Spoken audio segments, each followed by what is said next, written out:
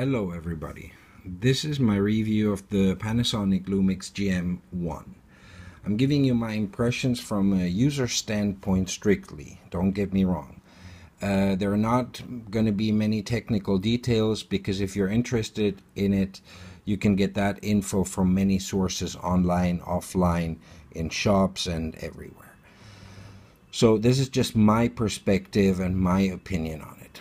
The GM1 is a Micro Four Thirds camera, the smallest one in the Panasonic lineup. At the same time, it shares the sensor of the Panasonic flagship GX7.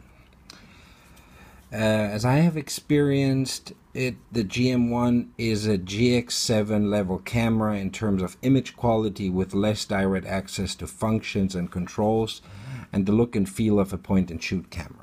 It's tiny, it's really tiny. Being a mirrorless interchangeable lens camera, much of the performance will result from the lens you put on. The kit zoom lens I was forced to buy is nice, but speed and image quality are a medium-low level. The aperture of 5.6 at the maximum extension will not allow for much in terms of depth of field. I mostly use the camera with a 20mm 1.7 Panasonic lens, and this lens is really fantastic. So what about the Lumix GM1 in everyday use? I bought the camera as an everyday carry camera to put in my pocket, have it ready quickly, or just hold it in your hands ready to shoot. And this is the first problem about it. The camera is incredibly small. The body is tiny.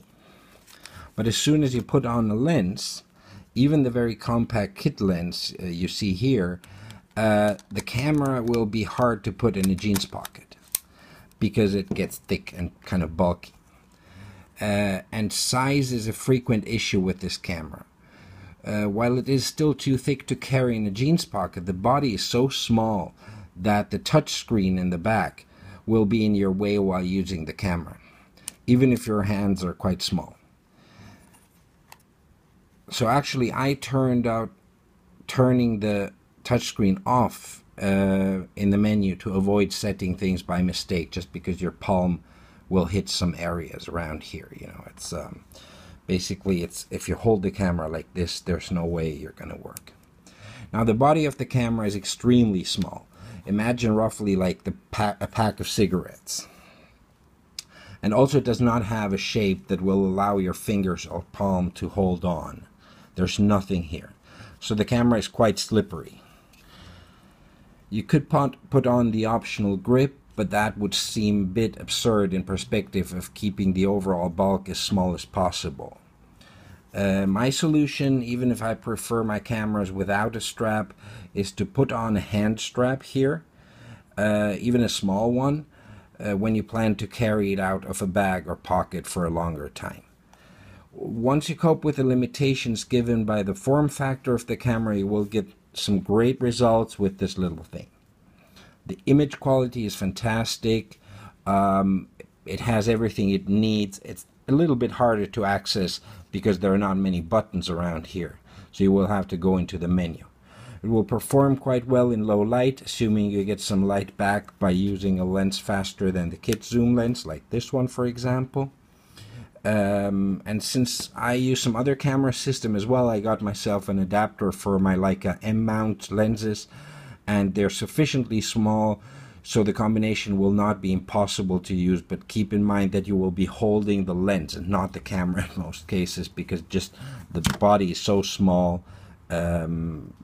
You will hold on to the lens in almost every situation. And one more little issue might come up. The image stabilization is not in camera. It has image stabilization on the lens.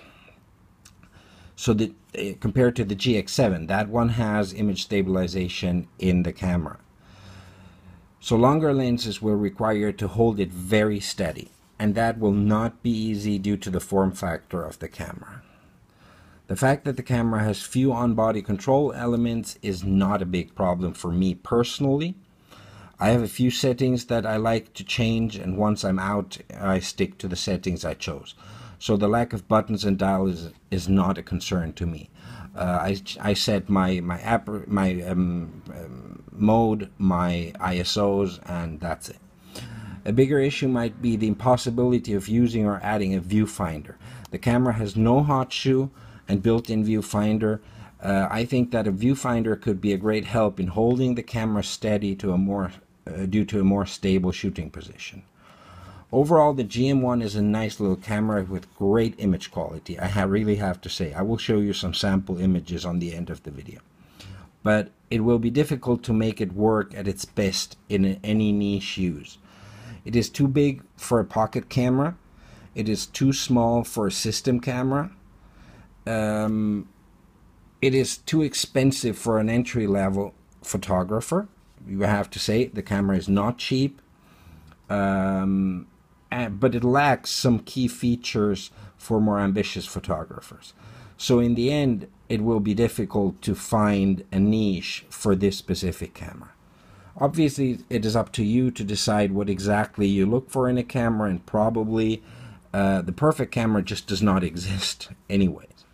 But in my experience so far, there are a few options out there like the Sony RX100 Mark III that can give you a better overall experience than the GM1, even without the interchangeable lenses. So who might be the ideal buyer for the GM1? Maybe somebody who already has a Micro Four Thirds system and is looking for a second body, a very small one, almost pocketable, or a photographer who wants to get a system camera with the lowest possible bulk. Even though, as I explained, as soon as you put on a lens, it's not a pocketable camera anymore. My personal opinion is that the GM1, while a beautiful little camera, did disappoint me on some issues of everyday use a little bit. Should Panasonic or anybody else be able to get some real pancake lenses on the market, even fixed focal length, to make the GM1 fit inside my pocket, I will be happy. Thanks everybody, and come back soon for more reviews. Have a great day. Bye bye.